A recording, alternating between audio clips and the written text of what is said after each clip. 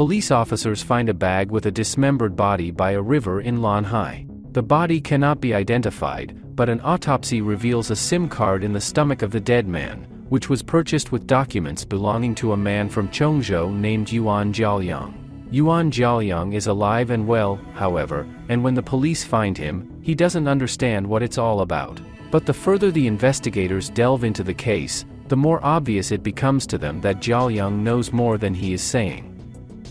Chinese police detectives are often based on real-life criminal investigations, and murder mystery is no exception to that rule and, judging by the number 1 at the end of the Chinese title, will be the beginning of a full-fledged series. Interestingly, the movie was made back in the late 10s, but the COVID epidemic forced the creators to postpone its release, and perhaps this in a way even played to their advantage, because technically the movie is not outdated, but the popularity of crime thrillers in the last couple of years in Chinese online cinema has grown significantly, so murder mystery was met quite warmly.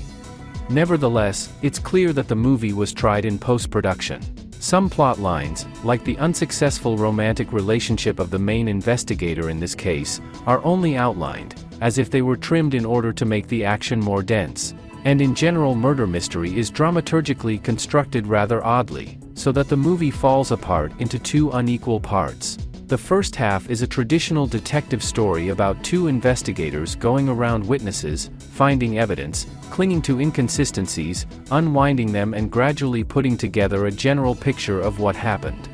But about half an hour before the end, the film seems to realize that further investigation will turn into chewing up the obvious, and switches to the villains, completely taking the detectives out of the plot to bring them back only in the very finale, where they will say the truisms about justice and arrest all the guilty. But paradoxically, it is these half an hour, restoring the chronology of the crimes, that are the most interesting in the film, because the focus here is not on hardened gangsters, but on ordinary people, who drive themselves into a corner by a number of wrong decisions. All their actions come from love, but are realized through destruction, and in the end you understand the motives of each participant of this tragic story and in some way sympathize with everyone.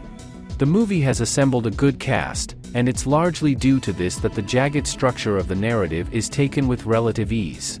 Although, of course, this excuse is rather conditional, and in general murder mystery works more in spite of than thanks to.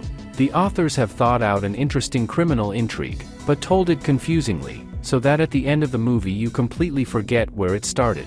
And although formally its main characters are police investigators, in the end what stays in your memory is not them and not their investigation, but the sad story of a family in which everyone seemed to love each other, but could not find a common language.